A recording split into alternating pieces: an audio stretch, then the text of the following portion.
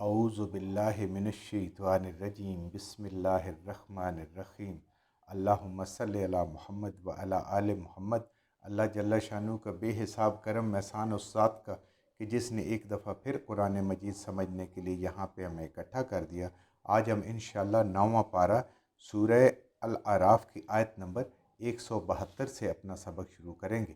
اعوذ باللہ من الشیطان الرجیم بسم اللہ الرحمن الرحیم وَإِذْ أَخَذَ رَبُّكَ مِنْ بَنِي آدَمَ مِنْ ظُهُورِهِمْ وَذُرِّيَّاتِهِمْ وَأَشْهَدَهُمْ عَلَىٰ أَنفُسِهِمْ أَلَسْتُ بِرَبِّكُمْ قَالُوا بَلَىٰ شَهِدْنَا أَن تَقُولُوا يَوْمَ الْقِيَامَةِ إِنَّا كُنَّا عَنْ هَٰذَا غَافِلِينَ۔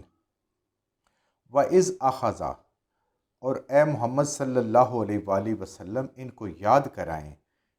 وَإِذْ، جب، اخذا، لیا، ربوں کا، آپ کے رب نے، جب آپ کے رب نے، اللہ تعالیٰ نے لیا وعدہ، من بنی آدم، تمام بنی آدم سے، تمام آدم کی اولاد سے، من ظہورہم، جو ان کی پشتوں سے، جو ان کی نسلیں تھیں، جتنے انسانوں نے دنیا میں آنا تھا ان سب کی سب نسل انسانی سے آدم علیہ السلام سے لے کر دنیا کے آخری انسان جس نے آنا ہے، ان سب سے اللہ تعالیٰ نے ایک وعدہ لیا۔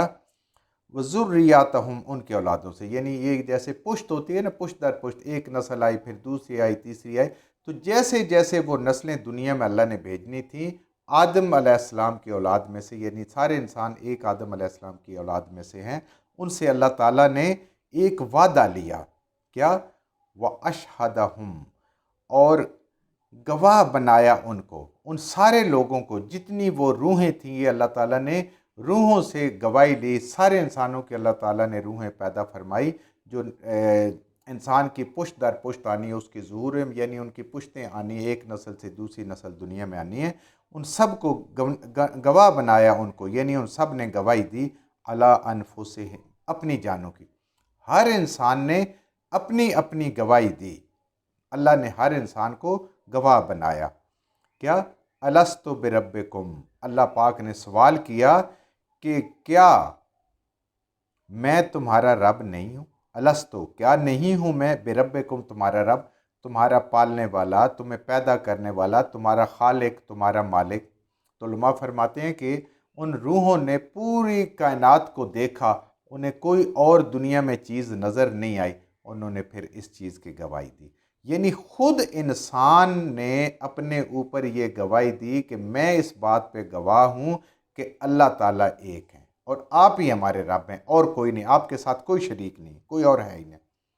روحوں نے کیا جواب دیا؟ قالوا بلا، کہا تمام روحوں نے ایک زبان ہو کر، ہاں ضرور، سب نے کہا کہ ہاں بالکل آپ ہی ہیں، شاہدنا، ہم اس بات پر گواہی دیتے ہیں، ہم پورے یقین کے ساتھ اس بات پہ گواہ ہیں کہ آپ ہی ہمارے رب ہیں، آپ ہی ہمارے خالق ہیں، آپ ہی مالک ہیں، آپ کے علاوہ کوئی ہے نہیں۔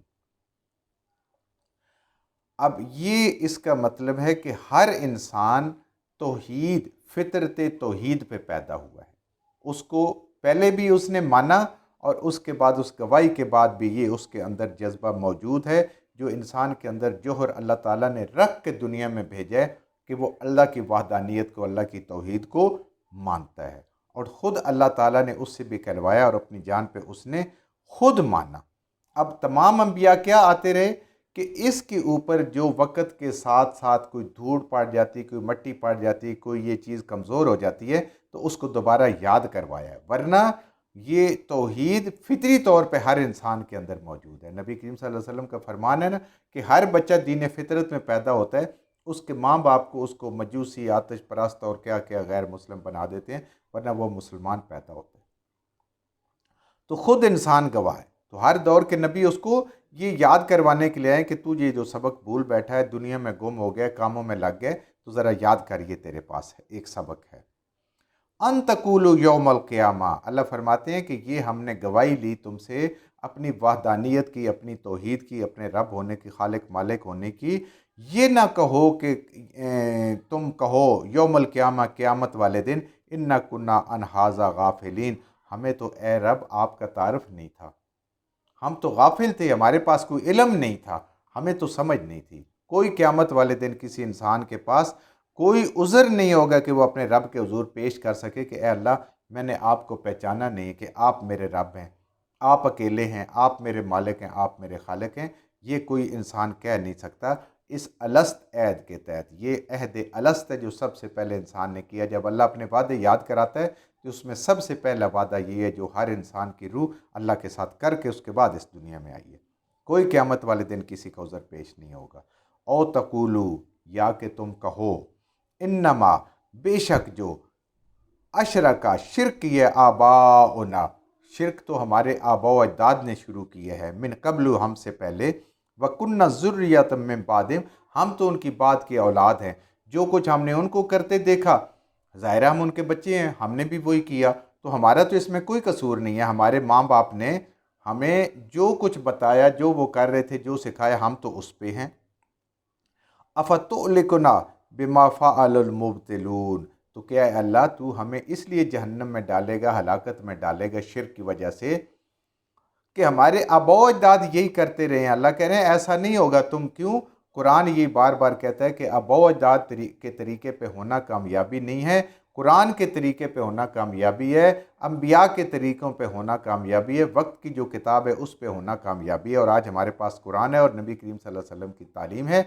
آباء و اجداد کا کامیابی پہ ہونا گارنٹیڈ نہیں ہے، یہ گارنٹیڈ ہے۔ اس پہ اگر آپ ہیں تو آپ پوری ہدایت پر ہیں۔ تو کوئی یہ بھی نہیں کہہ سکتا کہ ہمیں تو پتہ نہیں تھا، ہم تو ان پہلے لوگوں کے آباء و اجداد کے طریقے، اس ماحول میں اپنے بزرگوں نے جو کہا اس پہ ہم چلتے رہے ہیں۔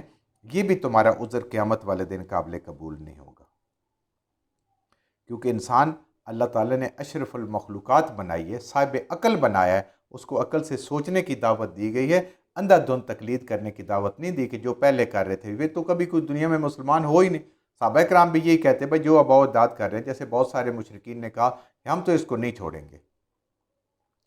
تو اس لیے انسان کو صاحب عقل بنا کے کہ وہ سوچے سمجھے اور اس پہ ہے۔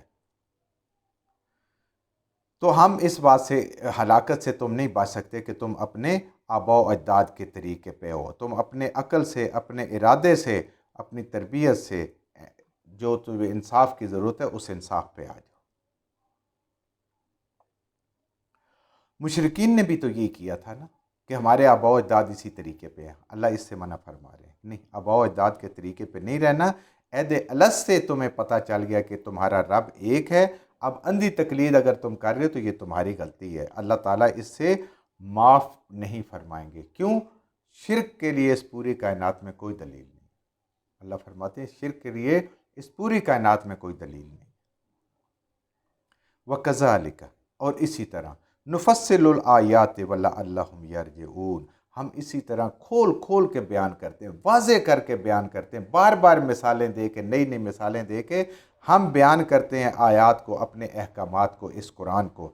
وَلَعَلَّهُمْ يَرْجِعُونَ، شاید کہ اس کو پڑھ کے، اس کو سمجھ کے تم اپنے اصل کی طرف لوٹو۔ یرجعون، جو اصل ہے تمہارا، رب کے حضور پیش ہونا، جنت میں جانا، اس اصل کی طرف تم لوٹو، شاید تم اس طرف توجہ دے۔ تو آج ہم چونکہ پڑھتے بھی نہیں ہیں، سمجھتے نہیں ہیں، تو پھر ہمیں ان نفصل الآیات کا کیا پتہ چلے گا؟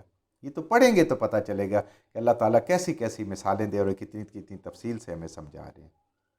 وَاتْلُ عَلَيْهِمْ، اے نبی کریم صلی اللہ علیہ وسلم، وَاتْلُ، تلاوت کریں۔ تلاوت ہوتا ہے ایسی بات کو سمجھانا کہ جس پہ کوئی عمل کر سکے، اس طریقے سے ان کو سمجھائیں، علیہم، ان سب کے اوپر، نبأ الذین، ایک خاص خبر ان لوگوں کی، ایک خاص شخص کا نام اللہ تعالیٰ نے پردے میں رکھا ہے، ایک خاص بندے کی بات ہو رہی ہے یہاں پہ۔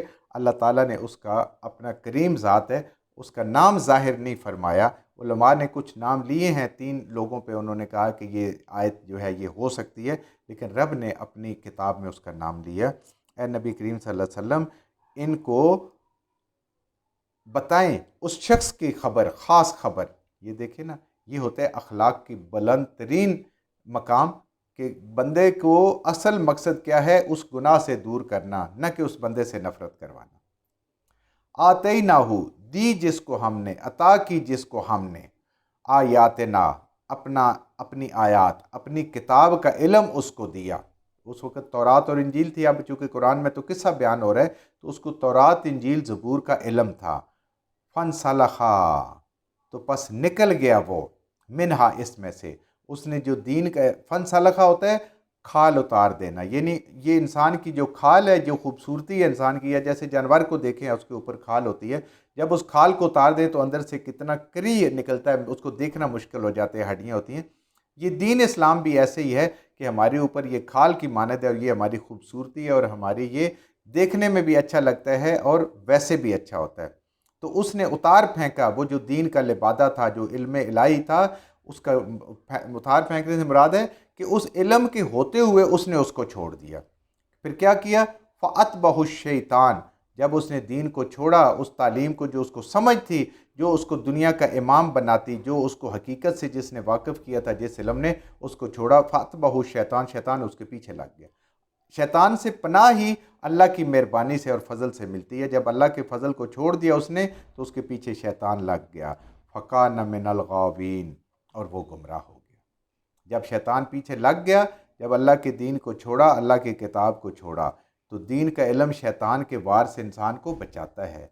अल्लाह का इल्म, अल्लाह की मार्फत इंसान को शैतान से बचाती है। और जब इंसान इससे बाहर निकल जाता है, इसको छोड़ देता है, तो फिर उसके ऊपर शैतान हमला कर देता है, और शैतान उसको उचक लेता है अपने काम के लिए, और जो असल उसका काम है उससे उसको हटा देता है। जो कुछ हमने सही सही पढ़ा, अल्लाह हमारे ज़हनों में, दिलों में बिठा दे। जहाँ जहाँ पढ़ते हुए बोलते हैं हमसे गलती होगी, अल्लाह में माफ़ फरमा दे, और उन गलत बातों को हमारे ज़हनों से, दिलों से अल्लाह से ज़ात निकाल दे।